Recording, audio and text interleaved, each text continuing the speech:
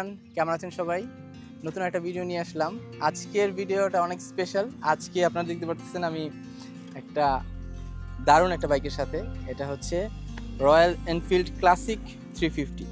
আর আমার মতে এটা হচ্ছে বেস্ট কালার। এটা হচ্ছে ম্যাট ব্ল্যাক আর সাথে একটা রেড পেন স্ট্রাইপ আছে। এই বাইক মানে পুরনো দিনের নস্টালজিয়া আর আধুনিক টেকনোলজির মিশেল।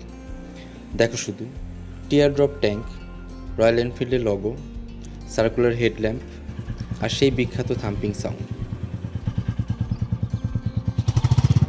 349 সিসি সিঙ্গেল সিলিন্ডার ইঞ্জিন, প্রায় 20 হর্স পাওয়ার।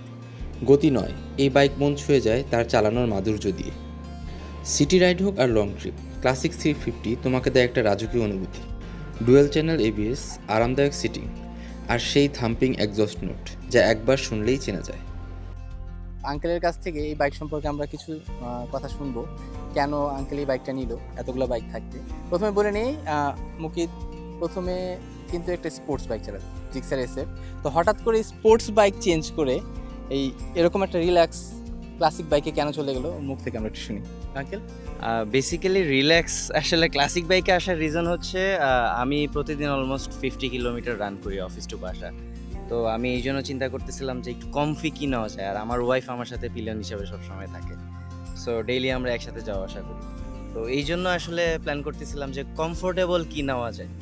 তো তখন আসলে এক বছর আগে যখন রয়্যাল এনফিল্ড বাংলাদেশে রিলিজ করলো, তো ওই যে সেই আগের একটা ইমোশন যে ইন্ডিয়ান মুভিগুলোতে দেখতাম যে নায়করা চালায় আসতেছে, তামিল মুভিগুলোতে যে দেখতাম যে ওরা চালায় আসতেছে, মানে ওই যে একটা বাইকের যে একটা ভাইব, ওই যে একটা থাম থাম যে একটা সাউন্ড, ওই যে মানে বাইকের মধ্যে যে একটা মানে একটা অন্যরকম ভাইব আর কি কাজ করতো। তো আপনার সাথে আমার এগুলা নিয়ে অনেক ডিসকাশন ছিল যখন রয়্যাল এনফিল্ড বাংলাদেশে রিলিজ হচ্ছিল, যে হ্যাঁ আঙ্কেল এটা কি করা যায়, নিবো কিনা, বা এরকম একটা ইয়ের মধ্যে ছিলাম।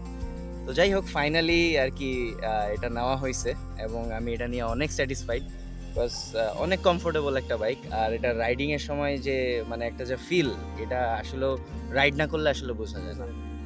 তো একটা জিনিস আমরা যেটা বুঝলাম যে সবাই বলে যে রয়্যাল এনফিল্ড কিন্তু একটু ম্যাচিউর রাইডারদের বাইক বা একটু এজেড পার্সনদের বাইক। ব্যাপারটা কিন্তু এরকম না। আমরা দেখছি যে ইয়াং ছেলে পেলে কিন্তু এখন রয়্যাল এনফিল্ডের প্রতি অনেক ঝুঁকতেছে। রয়্যাল এনফিল্ডের ফ্যান বেসটা পুরাই একটা আলাদা একটা ফ্যান বেস। বাইক রাইড মানে ফাস্ট বাইক রাইড করতে হবে, ওভারটেক করতে হবে এমন কিন্তু না। বাইক রাইডের ফিলটা নিতে হলে আপনাকে বাইকের সাথে রোড এনজয় করতে হবে। আপনি যখন কম্পেনিয়ন থাকবে, বিশেষ করে যাদের ওয়াইফ আছে, বাচ্চা আছে, তারা কিন্তু বাইক রাইড করার সময় গল্প করতে পছন্দ করে, সিনিক বিউটিগুলো এনজয় করতে পছন্দ করে। তো এই কারণে এইসব বাইকের চাহিদা অন্যরকম। আর রয়্যাল এনফিল্ড কিন্তু বাংলাদেশে ফাস্টেস্ট সেলিং বাইক, মানে এত ম্যাসিভ হারে এরকম বাইক কিন্তু সেল হয় না। তো প্রথম দিকে দেখা গেছে যে রয়্যাল এনফিল্ড বাইকগুলো কিন্তু প্রি বুক করে 2 মাস 3 মাস ওয়েট করা লাগছে। তো আঙ্কেলের কাছে একটা জিনিস জিজ্ঞেস করবো যে তুমি যখন এই বাইকটা নিতে গেলা, তোমাকে কি ওরকম প্রি বুকিং করতে হয়েছে, ওয়েট না, করতে হয়েছে? এখন হচ্ছে ওদের আপনার রেডি টু ডেলিভারি, মানে আপনি যাবেন, চুজ করবেন, ওদের কাছে সব সব কালারগুলো অ্যাভেলেবেল আছে, সব মডেলগুলো অ্যাভেলেবেল আছে। তো আমি এটা নিয়েছিলাম ফ্ল্যাগশিপ থেকে। ওদেরকে যদিও আমি 3 দিন আগে ফোন করেছিলাম যে আমি এরকম এই বাইকটা নিতে চাচ্ছি, তো এটা আছে কিনা।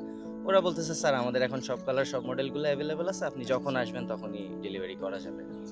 তার মানে অ্যাভেলেবেল থাকলেও আমার মনে হয় আঙ্কেলের মতো ফোন দিয়ে যাওয়াটা বেটার, কারণ আপনার পছন্দের কালারটা অ্যাভেলেবেল আছে কিনা এটা একটা দেখার বিষয়।